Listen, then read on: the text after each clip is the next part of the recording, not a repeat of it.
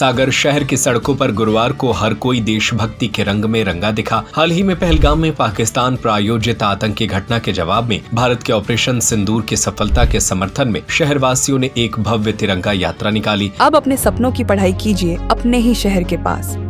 ज्ञानवीर विश्वविद्यालय नए सत्र के लिए प्रवेश प्रारंभ हो चुके हैं।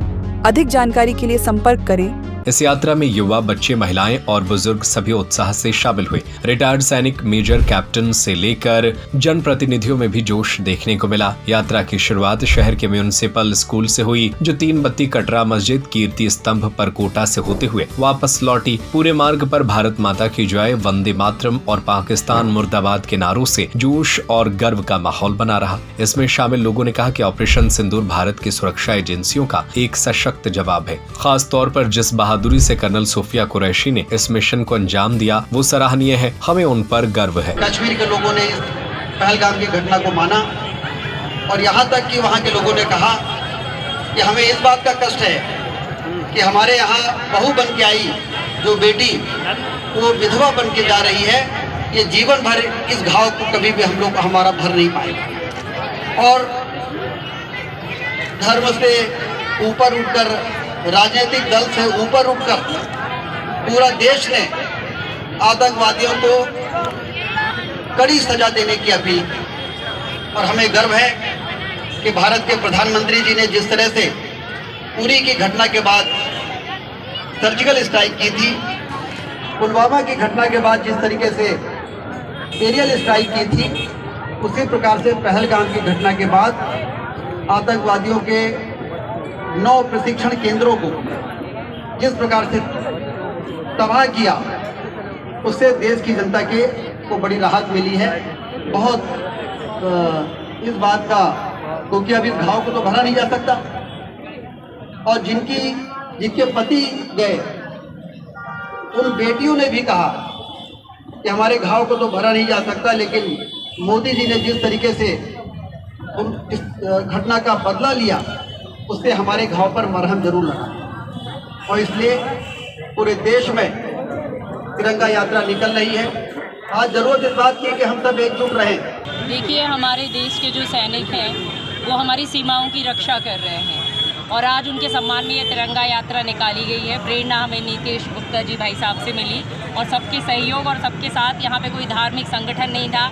यहाँ वो व्यक्ति इस तिरंगा यात्रा में शामिल हुए हैं जिन्हें अपने देश से प्रेम है, जो देश के लिए एक जज्बा रखते हैं।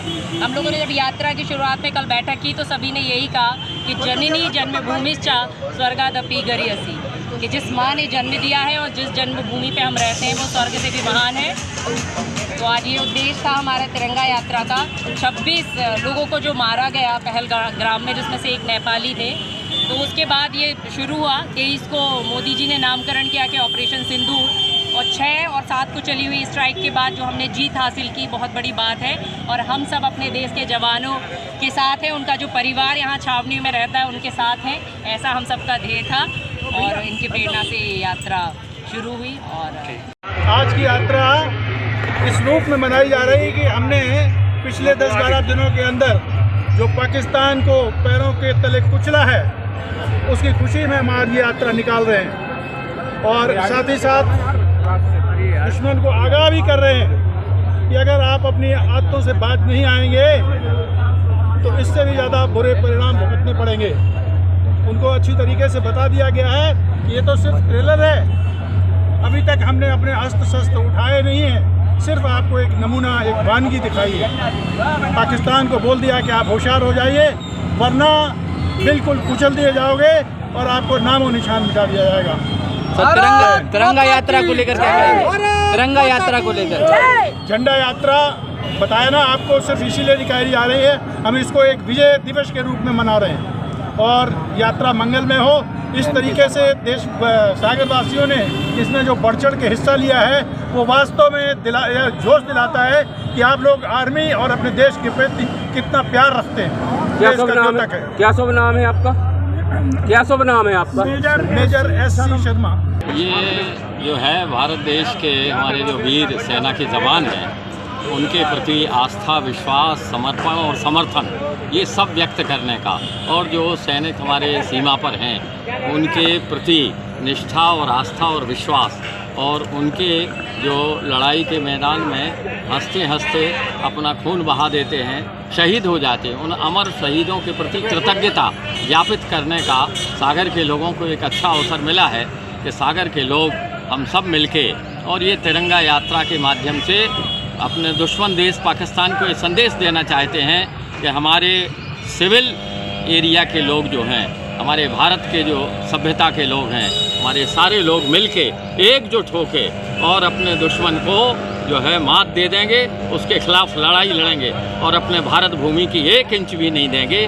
कश्मीर हमारा है, पूरा भारत देश हमारा है, हम दुश्मनों के लिए 1 इंच भूमि नहीं देंगे, लड़ेंगे, लगातार संघर्ष करेंगे और दुश्मन को परास्त करेंगे। ये बोलिए भारत माता की जय। ये बड़ा ही ऐतिहासिक पल है। देखिए, देश की सरहदों पे हमारे वीर सैनिक लड़ रहे हैं और हम यहाँ पर हैं तो हम उनको ये भाव व्यक्त करना चाहते थे कि आप हमारी सरहदों की रक्षा कर रहे हैं, लेकिन आपके परिवारों की रक्षा, आपके परिवारों के सुख दुख के साथ में हम यहाँ के पूरा नागरिक खड़ा हुआ है। और ज़रूरत पड़ी, यदि ज़रूरत पड़ी, हालांकि पाकिस्तान वो कमज़ोर दिल का पाकिस्तान जिसने पहले ही आत्मसमर्पण कर दिया, नहीं तो हम सब हमारे युवा साथी तैयार थे कि यदि ज़रूरत पड़ी तो पाकिस्तान को नेस्ता नाबूद करने के लिए हम लोगों को मौका मिलेगा तो सरहदों पे भी जाएंगे।